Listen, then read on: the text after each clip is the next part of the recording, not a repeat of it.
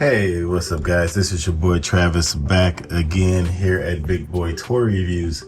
And today we are taking a look at another BuzzMod figure from Demon Slayer. This time we're taking a look at Genya, Shinazugawa.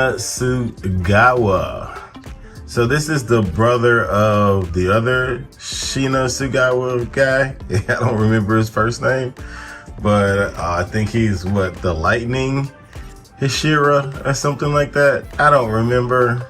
I don't know. I don't remember. I should probably have looked it up, but I didn't. So anyway, if you watch the show, you know who he is.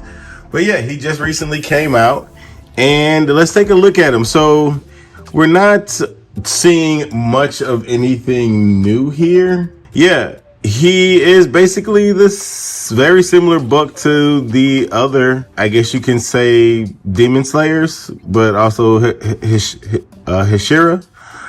But he is a little bit different. His body is definitely shaped differently down here in the leg, like the waist and legs. Like he is very kind of, I don't know if I want to call him dumpy, but his shape is not great. I don't remember him looking like this in the show, but also he has his shirt on all the time, so I guess you can't really see his hips. But extremely flat ass, by the way, like no ass at all. But yeah, they're still utilizing that same super gapped out articulation there, which I hate. Looks fine when he's just standing there like this. It does allow you to get his arms straight down, like right to his, like close to his body there. But I mean, this is just horrible looking when you raise it up and then you get that issue. Obviously you can pose that away. But anyway, let's get a closer look and take a look at some of the details. That face looks fantastic, very nicely painted. And when it comes to BuzzMod figures, they usually nail the faces for the most part. This one is no different. This is the default face that came with him in the box with this sinister smile or whatever it is that he's doing. Let's take a look at these buttons. Did they paint the buttons nicely this time? Little messy right there. Let's take a look at that belt buckle. I guess it's passable. One of the better belt buckles, I would say. I'll show you what that hole is for later. And then we got the kanji on the back there. We got his toesies. Nice wrinkling. I don't know if there's any shading. There might. I don't think there's any shading in this guy. Just the way that the light hits him, it kind of makes it look like he has shading. So I guess that's a good thing. Hair nicely sculpted. Yeah. But most important thing, the face looks good. The paint job looks really good. For $100+ figure, I would expect perfection for the most part, especially in 1/12 scale.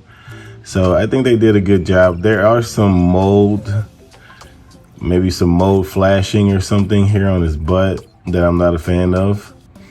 But other than that, I think he looks just like the source material. So anyway, let's take a look at his accessories. Okay, so here we have all his accessories, or at least most of his accessories. We got abundance of hands, obviously hands to hold his weapon. So we got an abundance of those. We got these stupid kneeling legs that nobody probably ever uses, but yeah, you get those. So I guess that's fine. I'm actually gonna get these out the way so we can focus on the other stuff. He gets his Super Saiyan hair. Clearly because he goes Super Saiyan in Demon Slayer.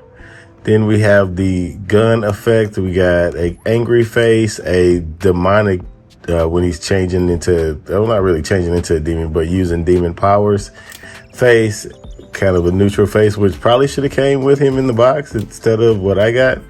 And then we got this kind of yelling angry face.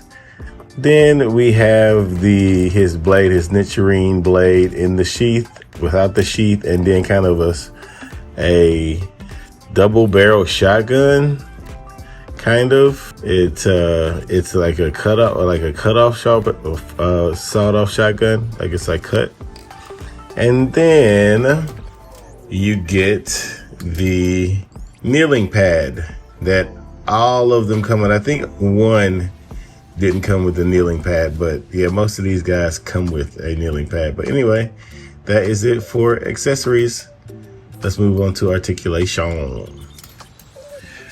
Okay, so for this part, typically go on the articulation, which I will, but it's a shame that they still are using these joints here. But anyway, as far as the head, he can look up that far. You do have a joint in the neck as well, so the head is moving with the neck down.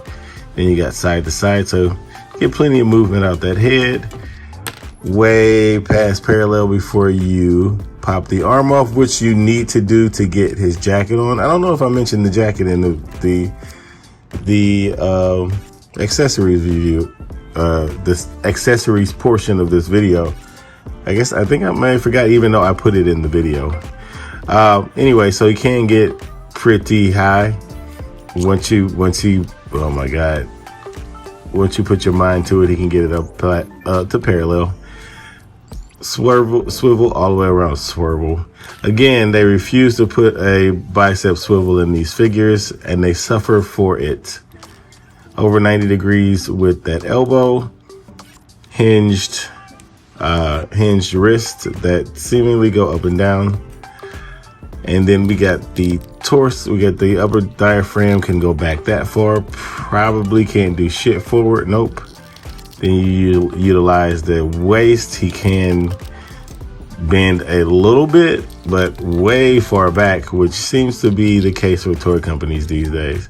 As far as splits, he can do the splits for the most part. I think he has a couple of drop downs in there, I'm not sure. Kicking forward, looks good. Over 90 degrees with that single jointed knee, but it still looks good. And then as far as the ankles, they are on this hinge here. And they only, let's see, can I tuck it into the pants and get some range? You can not, there we go. You can move that joint back, get a little more range there. Keep pulling his feet off. And then going down, not a whole lot. Really good ankle rocker though, so that's good. So anyway, I think that's pretty much it for the articulation. It's pretty standard, I guess, for these guys now. So looks good to me. Let's go ahead and take actually, no, we don't need to take anything. Let's get to my final thoughts.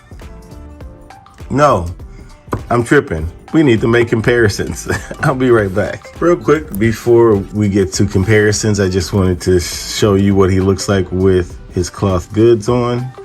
Now, I forgot a piece in the, I actually forgot a couple of pieces in the accessories. I don't know if I showed the kneeling pad, but if I did, then sorry for repeating myself.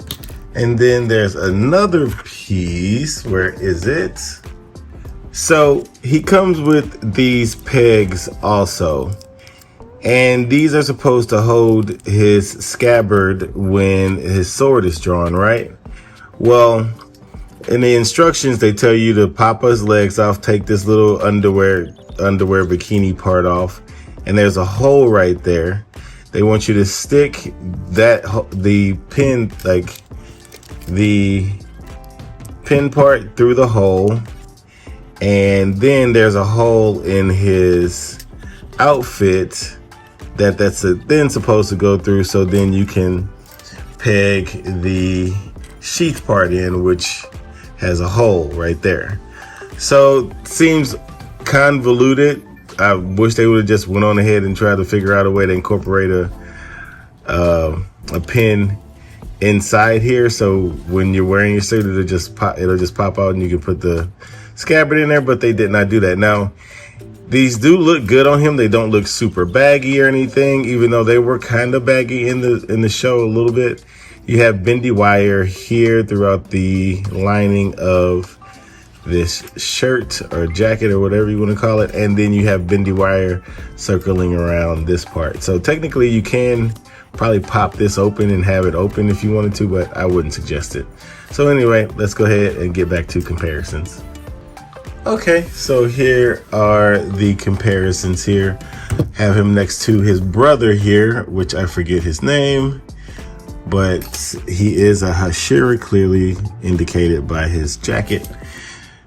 So they're brothers, and then we have the two main characters in the show. I also forgot his name, but this is the SH Figure Arts version, and this is the BuzzMod version. I want to say I do prefer the SH Figure Arts version a little bit better than this one. This one definitely is cool, but they killed it with the articulation on this guy. He has articulation that he probably shouldn't be having based off his costume design, but he does. And somehow they keep pushing out crap like the Kaiju number 8 figures that are just look like cheap plastic. This guy doesn't. So anyway, I think that's it for comparisons. I just wanted to kind of show you next to it, show y'all him next to his brother, and then obviously the main character of the show. But anyway, now let's move on to my final thoughts. Okay, so to wrap things up, yeah, I think he's just as good as all the other Demon Slayer characters. He has basically the same flaws and the same good things. I don't know what I'm saying. I am exhausted right now. I'm trying to get through this video. Give me a second.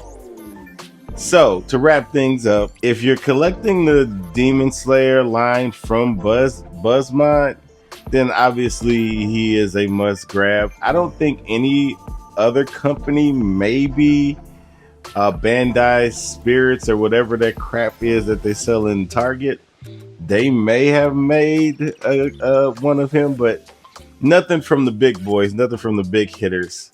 So for now, this is all we got. I told y'all from the jump that I'm all in on these BuzzMod figures. I'm going all in as far as Demon Slayer is concerned, and some little one-offs every once in a while, like the Gurren Lagann characters. I definitely had to get those. But anyway, I'm rambling. I think he's a great figure. Like I said, he has the same flaws as the other BuzzMod Demon Slayer figures, and a lot of positives too that some of those figures also have. But he has much thinner legs than the other. He's not like wearing the pants of a Demon Slayer or like the other Demon Slayer wear. So his legs do work better than theirs. So but it's just purely based off the fact that he didn't wear like any real Demon Slayer uniforms or anything like that. So anyway, that is it for the review. Please comment, like, and subscribe. And until next time, peace.